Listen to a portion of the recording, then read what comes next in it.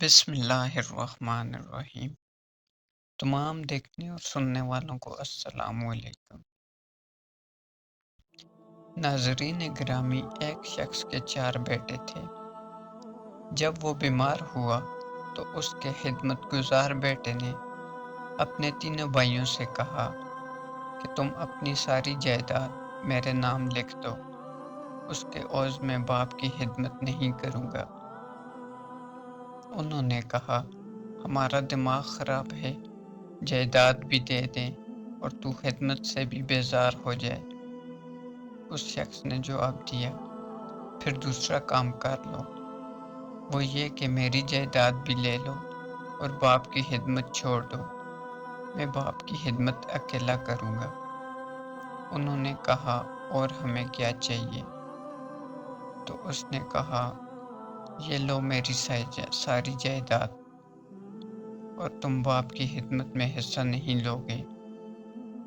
انہوں نے کہا، ٹھیک ہے، ہمیں منظور ہے۔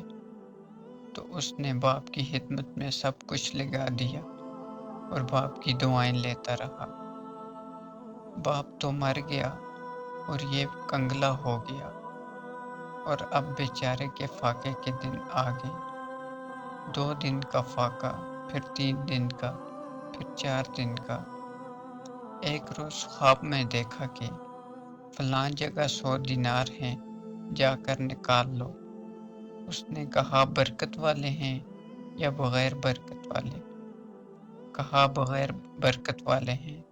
تو اس شخص نے کہا، مجھے نہیں چاہیے۔ صبح جب خواب بیوی کو بتایا تو بیوی نے کہا، اللہ کے بندے، تمہیں برکت کی پڑی ہوئی ہے اور یہاں ہماری بھوک روز بروز بڑھتی جا رہی ہے۔ اس نے کہا، نہیں، بے برکت والے نہیں لیں گے۔ دوسرے دن پھر خواب دیکھا کہ فلاں جگہ 10 دینار ہیں، پھر جا کر لے لو۔ اس شخص نے وہی جواب دیا۔ کہنے لگا، برکت والے ہیں یا بے برکت والے؟ کہا، برکت والے نہیں ہیں۔ تو کہنے لگا، مجھے نہیں چاہیے۔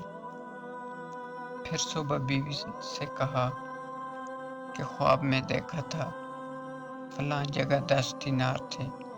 بیوی نے کہا، خدا کے بندے، میں بھوک سے مر رہی ہوں اور تمہیں برکت کی پڑی ہوئی ہے۔ کہا، نہیں، بے برکت کا نہیں لیتا میں۔ تیسرے دن خواب دیکھا کہ فلاں جگہ 1 دینار پڑا ہے، جا کے نکال لو۔ کہنے لگا، برکت والا ہے یا بغیر برکت کے؟ پھر کہا گیا کہ برکت والا ہے، جا کر نکال لو۔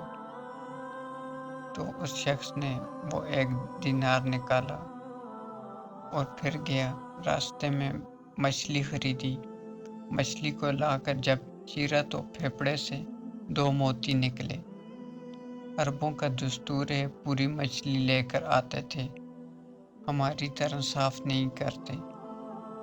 مچھلی کی کیا حیثیت، وہ تو پورا اونٹ پکا دیتے ہیں، پورا اونٹ اسی طرح پڑا ہوتا ہے، وہ سارا بھون لیتے ہیں۔ بس یہ عربوں کا رواج ہے۔ اور پوری مچھلی کو جب چیرا تو 2 موتی نکلے۔ وہ دوڑ کے بازار میں گیا۔ اس زمانے کے تاجر تو ہم جیسے تو نہیں تھے، اگرچہ اچھے لوگ بھی تھے، اکثریت کی بات کرتے ہیں۔ انہوں نے کہا، بھائی، ہم اس کی قیمت اتنی نہیں دے سکتے، آپ بادشاہ کے پاس لے کر جائیں۔ وہ ایک موتی بادشاہ کے پاس گیا تو اس نے پوچھا، جی اس کی کیا قیمت ہے؟ کہا، جی 18 اونٹ سونے کے دے دیجئے، یہ اس کی قیمت مناسب ہے۔ بادشاہ نے کہا، نہیں، 18 اونٹ نہیں، 18 خچر دیں گے۔ تو اس نے کہا، ٹھیک ہے۔ 18 خچر لے کر گھر آیا، بیوی سے کہنے لگا، اب پتہ چلا کہ برکت کیا ہوتی ہے، یہ ہے، لے لو۔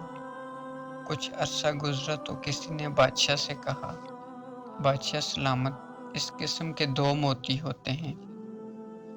تو بادشاہ نے اس شخص کو پھر بلایا اور کہا، دوسرا موتی بھی ہے آپ کے پاس؟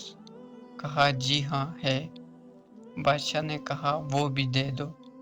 اس زمانے کے بادشاہ ایسے نہیں ہوتے تھے جس طرح آج کے بادشاہ ہیں، جہاں سے مرضی قبضہ کر لو، جہاں سے مرضی چھین لو۔ وہ سوچ رہے ہوتے ہیں کہ اوپر کوئی نہیں ہے جو ہمیں دیکھ رہا ہو۔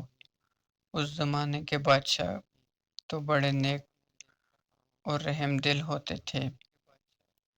تو اس شخص نے کہا، بادشاہ سلامت، پہلے آپ نے قیمت لگائی تھی، اب میں قیمت لگاؤں گا۔ بادشاہ کہنے لگا، ہاں ہاں، تم جو کہو گے دیں گے۔ کہا، جی مجھے 60 خچر بھر کے دے دو۔ بادشاہ نے کہا، اس کو 60 خچر بھر کے دے دو سونے کے۔ یہ ساری دولت کہاں سے ملی؟ بھائی باپ کی دعا سے۔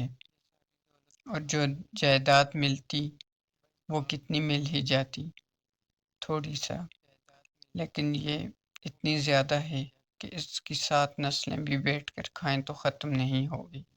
یہ ہوتی ہے باپ کی دعا، اور باپ کی دعا رنگ ضرور لاتی ہے۔ اللہ پاک ہم سب کو بھی اپنے ماں باپ کا خدمت گزار بنائے۔